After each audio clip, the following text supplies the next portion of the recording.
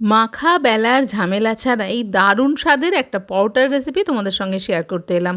তার জন্য কড়াইতে দিতে হবে অল্প একটু সাদা তেল, তারপর তাতে দিয়েছি অল্প একটু জিরে ফোড়ন, তাতে দিয়েছি পেঁয়াজ কুচি, অল্প একটু রসুনকে থেতো করে দিয়ে দিয়েছি, একটা মাঝারি সাইজে টমেটোকে কেটে দিয়ে দিয়েছি কাঁচা লঙ্কা কুচি, ক্যাপসিকাম কুচি আর একটুখানি ধনেপাতা, অল্প নুন দিয়ে সমস্ত কিছুকে নাড়াচাড়া করে ভালো করে রান্না করে নিয়েছি। একটা সিদ্ধ আলুকে ভালো করে গ্রেট করে নিয়েছি। এখন তাতে দিয়েছি 1 কাপ আটা, সামান্য একটু নুন দিয়ে আর পরিমাণ মতো জল দিয়ে ভালো করে গুলিয়ে নিয়েছি। সবজির যে মিশ্রণটা বানিয়েছিলাম সেটা এখানে দিয়ে ভালো করে মিশিয়ে নেব। রেসিপিটা ভালো লাগলে অবশ্যই একটা লাইক করো, চ্যানেলটাকে সাবস্ক্রাইব করে পাশে থেকো। খুব ভালো করে সমস্ত কিছুকে মিশিয়ে নিয়ে এখন একটা ফ্রাইং প্যানে দিয়ে দিয়েছি সাদা তেল, তাতে দিয়েছি কিছুটা তিল।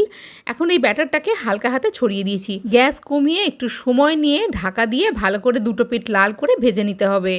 অল্প সময় দারুণ স্বাস্থ্যকর কিছু বানাতে চাইলে এটা বানিয়ে দেখতে পারো। ব্রেকফাস্টে বা বাচ্চাদের টিফিনে তো বানিয়ে দিতেই পারো। তার সঙ্গে রাতের ডিনারে যদি তেমন কিছু রান্না করার মন না থাকে তাহলে একটা রেসিপি দিয়ে ডিনারটাও সেরে নিতে পারো।